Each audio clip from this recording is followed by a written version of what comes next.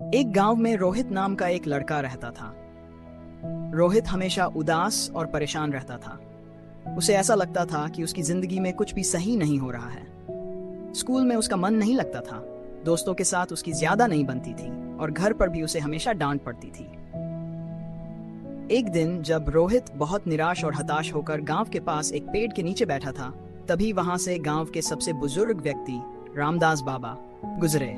रामदास बाबा ने रोहित को उदास देखा और उसके पास आकर पूछा, बेटा तुम इतने परेशान क्यों हो, क्या बात है?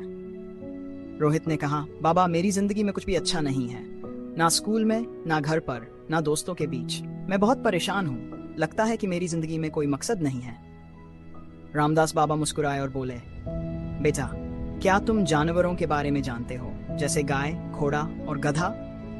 रोहित ने हैरानी से कहा, हाँ बाबा जानता हूँ, लेकिन इसका मेरी जिंदगी से क्या लेना देना?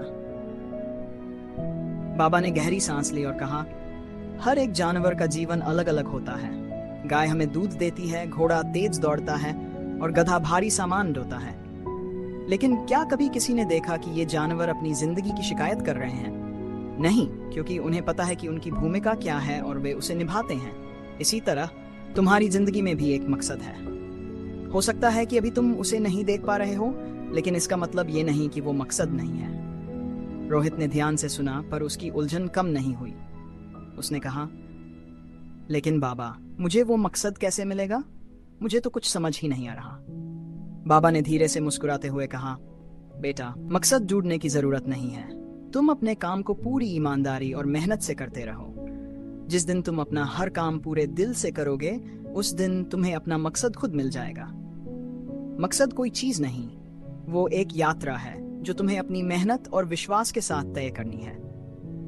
फिर बाबा ने उसे एक छोटा सा बीज देते हुए कहा, ये बीज लो और इसे अपने घर के पास लगाओ। रोज इसे पानी देना, देखभाल करना और धैर्य रखना। जैसे जैसे ये बीज एक पेड़ बनेगा, वैसे वैसे तुम्हारे जीवन का मकसद भी तुम्हारे सामने प्रकट होगा। रोहित ने बाबा की बात मानी और उस बीज को अपने घर के पास लगाया। धीरे धीरे वो बीज एक छोटे पौधे में बदलने लगा।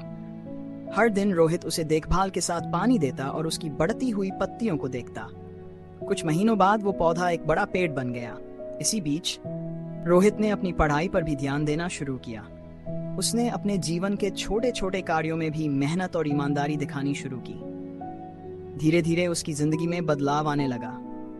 स्कूल में उसकी पढ़ाई बेहतर होने लगी, दोस्त भी उसकी तारीफ करने लगे और घर पर माता पिता भी उससे खुश रहने लगे। एक दिन जब रोहित उसी पेड़ के नीचे बैठा था, उसने महसूस किया कि उसकी जिंदगी अब पहले से कितनी बेहतर हो गई है। उसने समझा कि मकसद कोई बड़ी चीज नहीं होती, बल्कि ये हमारे छोटे छोटे प्रयासों में छिपा होता है। उसने अपने जीवन में धैर्य, मेहनत और विश्वास की ताकत को पहचान लिया था। रामदास बाबा की वो एक छोटी सी सीख रोहित की पूरी जिंदगी बदल गई। अब उसे हर काम में एक खुशी मिलती थी, एक संतोष। उसने जान लिया था कि जिंदगी में परेशानियां आना स्वाभाविक है, लेकिन उनका सामना करने के लिए हमारा दृष्टिकोण ही हमें आगे बढ़ाता है। उस दिन रोहित ने खुद से वादा किया कि चाहे जो भी हो, वो कभी हार नहीं मानेगा और हमेशा पूरी मेहनत से अपने जीवन के हर कार्य को करेगा।